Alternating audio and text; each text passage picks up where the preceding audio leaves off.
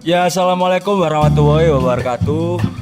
Kami dari kelompok 4 akan mempresentasikan hasil diskusi kami tentang demonstrasi kontekstual pembelajaran berdiferensiasi topik 1. Nah, di sini kami beranggotakan 5 orang, yaitu yang pertama ada Dwi Nurhayati, kemudian ada Silvina Nuraini, ketiga ada Indana Zulfa Majida, keempat ada Umi Nadiroh, dan kelima Nayuku Bagus Prianggono.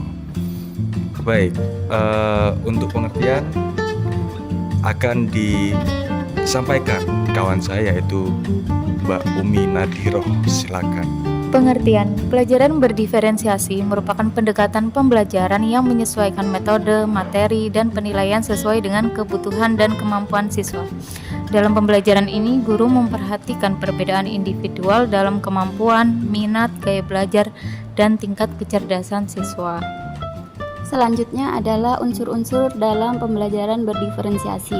Dalam pembelajaran berdiferensiasi terdapat 4 aspek, yaitu yang pertama adalah unsur konten, yang kedua adalah unsur proses, ketiga unsur produk, dan yang keempat adalah unsur lingkungan belajar.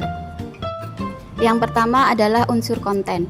Unsur konten adalah materi apa yang akan diajarkan oleh guru di kelas atau materi apa yang akan dipelajari oleh peserta didik pada saat pembelajaran berlangsung. Yang kedua adalah unsur proses.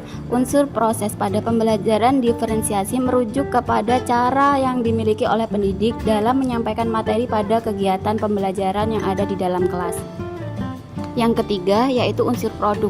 Unsur produk merupakan hasil akhir dari pembelajaran guna menunjukkan kemampuan pengetahuan, keterampilan, dan juga pemahaman peserta didik setelah menyelesaikan pembelajaran yang telah dibahas di dalam kelas. Dan yang terakhir adalah unsur lingkungan belajar.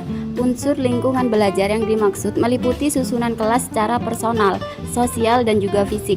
Lingkungan belajar juga harus disesuaikan dengan kesiapan peserta didik dalam belajar, minat mereka, dan profil belajar mereka agar mereka memiliki motivasi yang tinggi dalam belajar. Berikut contoh keragaman anak di kelas. Setiap siswa di kelas pasti berbeda antara satu dengan yang lainnya. Teori multiple intelligence adalah setiap siswa mempunyai intelijensi atau kemampuan individu dalam mempergunakan potensi yang ada pada dirinya yang berbeda. Dan siswa akan lebih mudah belajar dengan metode penyampaian materi diajarkan dengan intelijensi mereka yang menonjol. Contohnya, Sofan adalah seorang siswa SMP kelas 8 yang pintar dalam pelajaran bahasa Indonesia. Jika guru memberikan tugas bahasa Indonesia, materi menulis dan membaca puisi, dengan semangat ia mengerjakannya.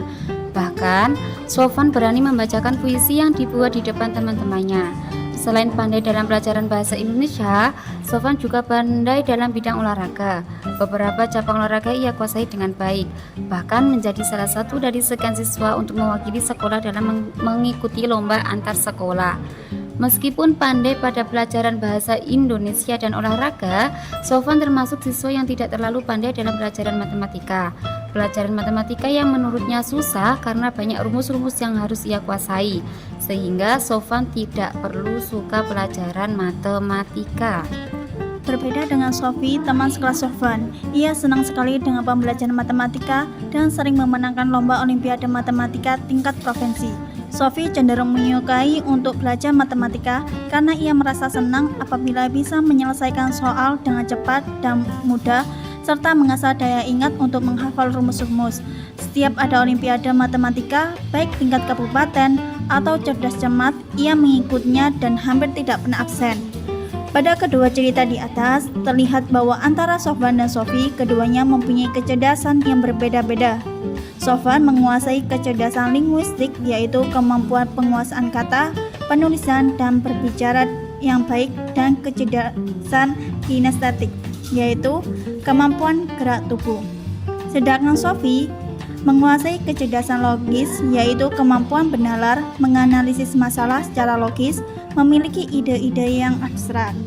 Tomlinson berpendapat bahwa keberagaman peserta didik dipandang dari aspek profil pelajar, yang mana mengacu pada pendekatan atau model pembelajaran yang disenangi peserta didik agar mereka dapat memahami pelajaran dengan baik, Sehingga dapat disimpulkan, guru dapat merancang pembelajaran berdiferensiasi setelah melakukan pendekatan terhadap karakter siswa sesuai dengan jenis kecerdasan yang menonjol. Dan merancang pembelajaran multimodal learning adalah pembelajaran yang mengandalkan penggunaan berbagai jenis media seperti visual, auditori, membaca, dan menulis, serta praktek. Sedangkan dalam hal evaluasi pembelajaran dapat dilakukan dengan model penilaian otentik, mengukur dan menilai semua aspek belajar dari sikap, keterampilan, dan pengetahuan. Oke, lalu pada teori pendukung yang pertama ada Tomlinson. Pembelajaran berdiferensiasi adalah pendekatan yang memungkinkan guru untuk merespon perbedaan individual dalam gaya belajar, kecepatan belajar, minat, dan tingkat pemahaman siswa dengan cara merancang pengalaman belajar yang sesuai untuk siswa. Kemudian yang kedua ada Carol Ann Tomlinson. Pembelajaran berdiferensiasi adalah upaya guru untuk menciptakan lingkungan belajar yang beragam dan responsif, di mana siswa memiliki akses ke materi pembelajaran yang sesuai dengan tingkat kemampuan, minat, dan gaya belajar mereka. Dari pengertian tersebut, dapat ditarik kesimpulan bahwa pembelajaran berdiferensiasi merupakan pembelajaran yang menekankan pada perbedaan cara belajar dan proses pembelajaran yang disesuaikan dengan kebutuhan siswa. Itu pemaparan dari kelompok kami. Terima kasih. Assalamualaikum warahmatullahi wabarakatuh.